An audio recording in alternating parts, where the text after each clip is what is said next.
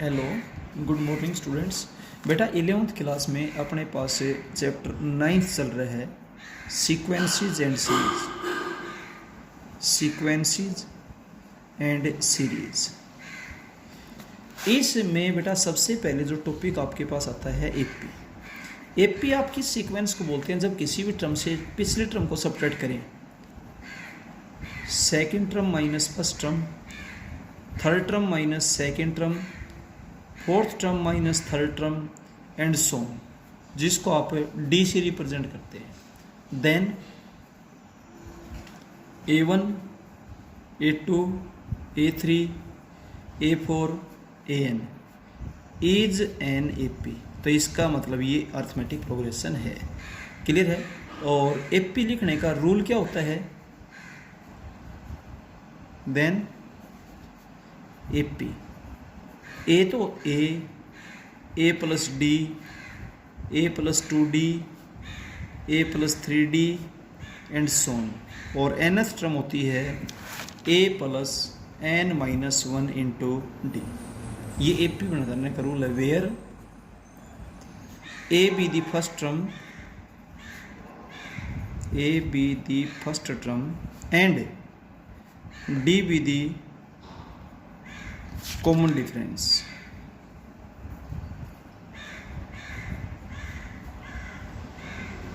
Clear. इसके बाद बेटा एपी में सम ऑफ एन टर्म्स का फॉर्मूला होता है n/2 into 2a plus n minus 1 into D. इसको आप यूं भी लिख सकते हैं n/2 into first term plus last. ठीक है। आपसे कई बार सम ऑफ एन टर्म्स दे रखे और nth टर्म पूछा हो तो nth टर्म का फॉर्मूला ये भी होता है Sn माइनस Sn माइनस 1। जब सम दे रखे और टर्म पूछी हो, और टर्म देकर सम तो आप बता सकते हैं, उसमें तो कोई डाउट ही नहीं है।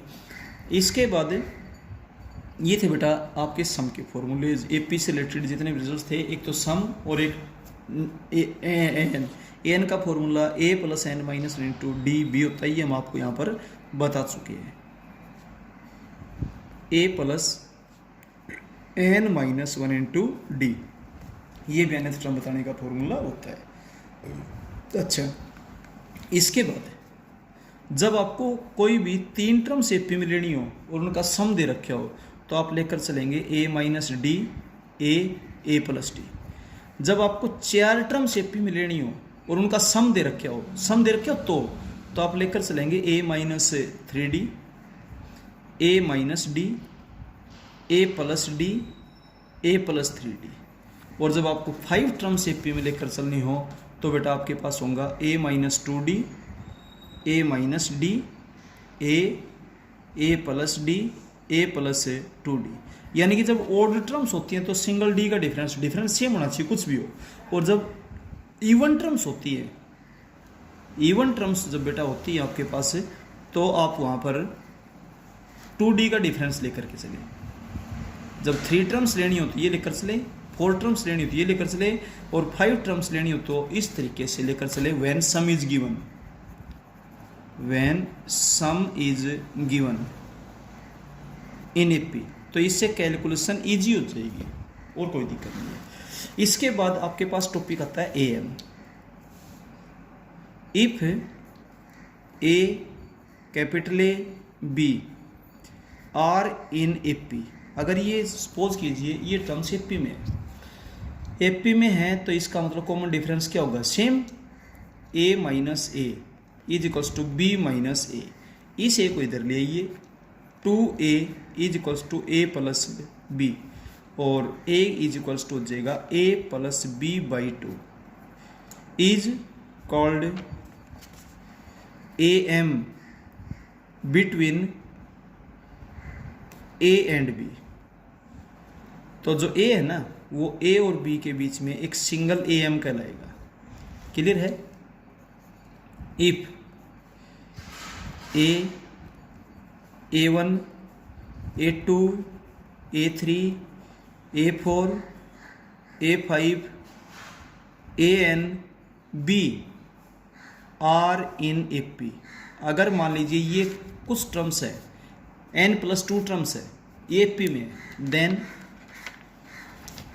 A1 A2 A3 A4 A5 AN are n AMs between A and B। तो A और B के बीच में ये n AMs है। अब एक सिंगल AM और n AMs के बीच में फाइंड आउट। अब देखिए AM तो ये फर्स्ट है बट टर्म तो सेकंड है, वेयर फर्स्ट AM टर्म कौन सी है, सेकंड। इसको फाइंड आउट करने का फॉर्मूला A+D। AM सेकंड है, टर्म तो थर्ड है, इसको फाइंड आउट करने का फॉर्मूला A+2D। AM थर्ड है बट टर्म तो फोर्थ है, तो इसको फाइंड आउट करने का formula A+3D and so on. और इस तरीके से nth AM टर्म तो n+1 है, इसका फॉर्मूला A+ND। इस तरीके से आप कोई भी AM निकालना चाहें तो आपके लिए जनरल रूल भी बन गया कि A+ND। आप first AM, second AM, third AM कोई भी फाइंड आउट कर सकते हैं। इसके बाद एक स्टैंडर्ड प्रॉपर्टी होती है, sum of n AMs between A and B is n times the single AM between A and B। यानी कि A और B कोई दो नंबर्स हैं, उनके बीच में n AMs है, उनका सम n टाइम्स होगा सिंगल AM का between A and B। That is A1 plus A2 plus A3 plus A4 plus AN is equal to n times the single AM। और single AM आपके पास होगा A+B/2। ये result है बेटा। तो ये तो टॉपिक था आपके पास AM। और जब तीन नंबर्स AP में होते हैं तो मिडिल टर्म जो होती है ना, वो इन दोनों टर्म्स के लिए AM कहलाती है। और जब तीन से ज़्यादा टर्म्स AP में होते हैं तो बीच के जितने भी टर्म्स हैं ये फर्स्ट और लास्ट टर्म के लिए AMs कहलाते हैं। तो AMs बेटा कोई अलग चीज़ नहीं होती है, AMs वो नंबर्स होते हैं जिनको हम दिए हुए दो नंबर्स के बीच में अगर पुट करें तो रिजल्टिंग सीक्वेंस क्या बननी चाहिए, AP बननी चाहिए।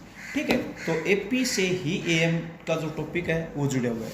इसके बाद अगला जो टॉपिक आएगा वो आएगा बेटा आपके पास से GP का। ठीक है, लेकिन GP को पढ़ने से पहले आप AP को अच्छे से ध्यान से पढ़िएगा। अब आपने एक सीक्वेंस पढ़ी होगी HP, ध्यान से देखिए। अब एक टॉपिक लेते हैं HP, harmonic progression. If 3, 5, 7, 9, 11 and so on, और लास्ट में बेटा जैसे हमने 31 ले लिया, आर इन AP, ये सपोज कीजिए AP में, देन तो आप इनका रेसिप्रोकल कर दीजिए 1/3, 1/5, 1/7, 1/9, 1/11 और लास्ट में 1/31 आर इन HP। तो AP का जो रेसिप्रोकल होता है ना उसको बेटा HP बोलते हैं, और HP के रेसिप्रोकल को AP बोलते हैं। अब आपसे HP दे रखी है और आपसे यूँ पूछे 15th टर्म बताओ, 16th बताओ, तो आप इसका रेसिप्रोकल कर लीजिए, AP आ जाएगी। AP की फिर वो टर्म बताइए, 15th पूछे 15, 16, 16 और उसका रेसिप्रोकल कर दीजिए, वो आपके पास HP की टर्म आ जाएगी। क्लियर है? तो बेटा HP के बारे में आपसे कोई भी टर्म पूछी जा सकती है। ये टॉपिक था आपका HP। तो AP का जो रेसिप्रोकल होता है ना उसको क्या बोलते हैं, HP बोलते हैं। इनको अच्छे से देखें, पढ़ें, समझें, और अगर बेटा किसी भी टाइप की कोई प्रॉब्लम आए तो इसके बारे में डिस्कस करें। क्वेश्चंस के नोट्स आपके पास सेंड कर दिए गए हैं। Okay, thank you.